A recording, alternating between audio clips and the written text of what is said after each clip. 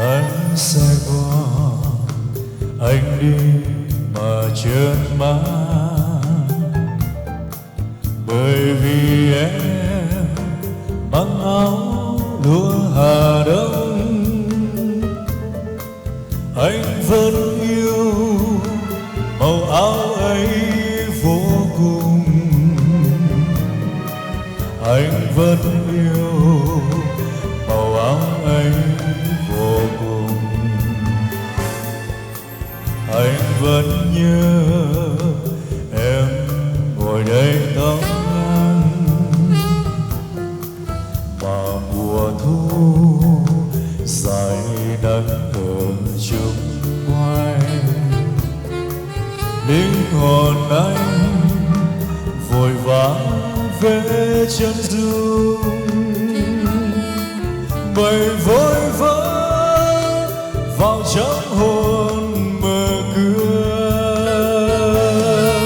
Em chợt đến chợt đi, anh vẫn biết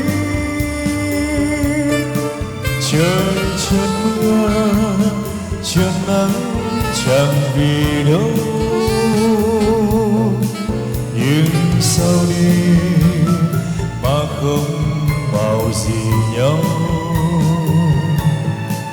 để anh gọi tiếng thơ buồn vọng lại.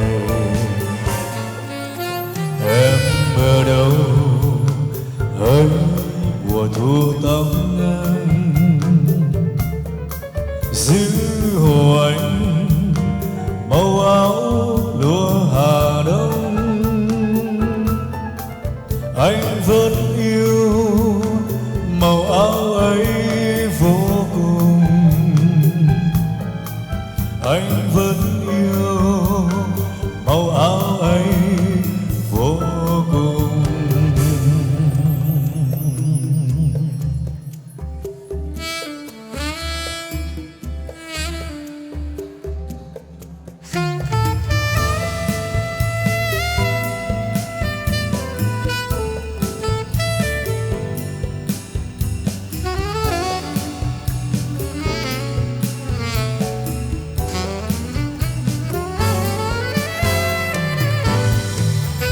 Em chợt đến chợt đi, anh vẫn biết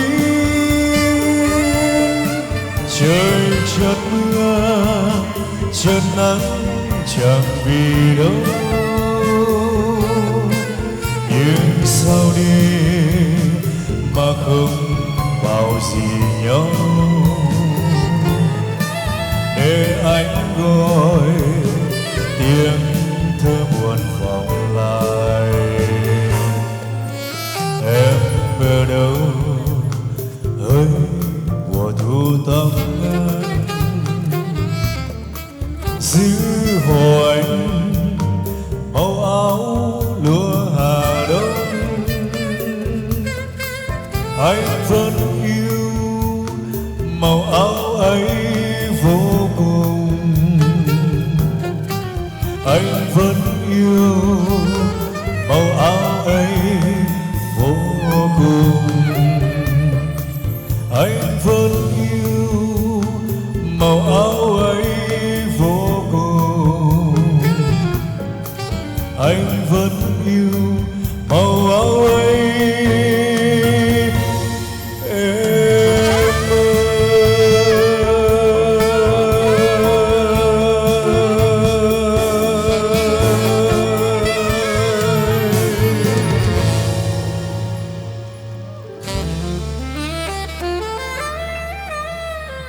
Xin cảm ơn tất cả quý vị rất nhiều.